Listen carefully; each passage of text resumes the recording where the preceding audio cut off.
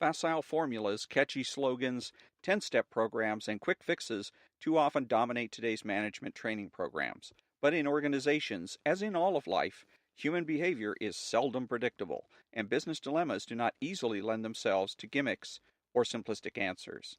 In Management of the Absurd, psychologist, educator, and former CEO Richard Farson presents a series of management paradoxes designed to challenge conventional wisdom and encourage managers to re-examine their assumptions about effective leadership. Good morning, this is Ron. It is Saturday, October the 21st. Welcome to Story Time.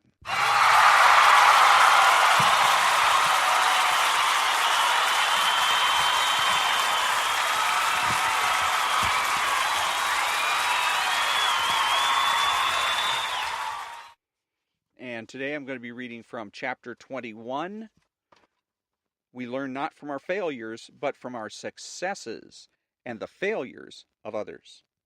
How often each of us has said, "I'll never do that again," or "I'm not going to make that mistake anymore." But we do, of course, repeat over and over again the mistakes we made in school, in marriage and work, and in life. Through it all, we continue to believe that we learn from these failures. Conversely, we seem obsessed with the success of others. We believe that we can somehow learn from their examples. We pay a lot of money for books, lectures, and training programs produced by those whose major success is essentially in selling themselves as successes.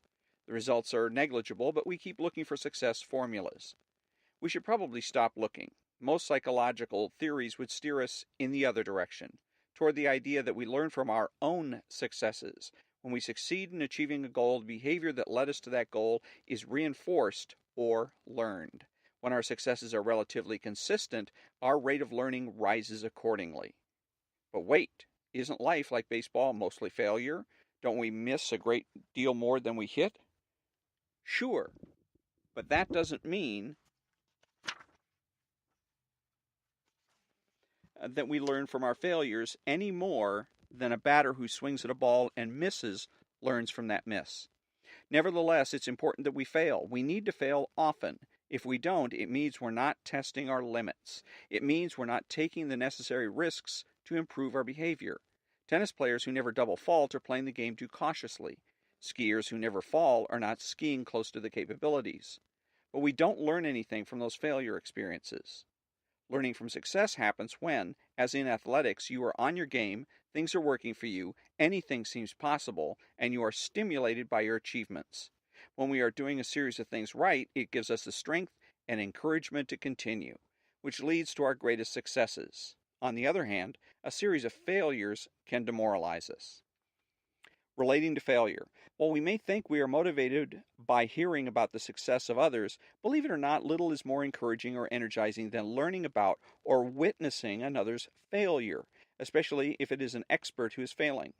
But there's an even stronger reason why we can learn from the failures of others, beyond the simple pleasure of knowing that an expert can fail too. It has to do with our ability as human beings to relate better to people in their failures than in their successes, and to learn more in the process. My teacher and colleague Carl Rogers used to say that he didn't really know how to talk to people unless they were talking to him about a problem they had. At first I thought that was an unfortunate limitation in his personality, but then I became to realize that to some extent it was true for me too, that I related to people so much better when they were talking to me about their failures than about their successes. I've since noticed that this is true of people generally. Very few of us are capable of responding to another's success with the same sensitivity and wholeheartedness that we extend to that person's failure. Few of us also have the insight or the honesty of author Gore Vidal, who remarked, "Whenever a friend succeeds, a little something in me dies." But it's more than that. Responding to failure seems to bring out something good in us. It's not that we want other people to suffer, it's that we know better how to empathize with the person who is suffering than we do with a person who is succeeding. Even though we applaud and wish the best for that fortunate person, it is less easy for us to share the experience of success than to share the experience of failure. Perhaps that's why gossip is such a unifying force. We attach to gossip the most derogatory terms, yet it is possibly the single most community-building and social bonding experience we have. Gossip seldom revolves around the description of others' successes, however, because sharing stories of others' troubles is what brings us together. not in our control. In our society, we tend to attribute success and failure to personal behavior. We like to personalize the issue, and we set up our reward systems accordingly. But most of our successes and failures are due to forces well beyond our own making, and not within our control. Other societies, such as Japan, recognize this better than we do. While we single out individuals for recognition, the Japanese are more likely to credit the group, because they know that success is seldom actually a matter of individual achievement. And, moreover, they want to foster cooperative attitudes among group members. Sometimes success is a result of pure luck. Organizations that are enjoying a period of affluence often attribute their success to managerial skills when it may be just lucky positioning in the market. Even some of the companies that are regarded as the best managed owe much to luck. If the Justice Department hadn't lifted an antitrust suit forcing IBM out of its founder's favorite punch card business, IBM surely would not have become a leader in computers. The role of luck in life is greatly underrated, but be careful not to tell that to a CEO.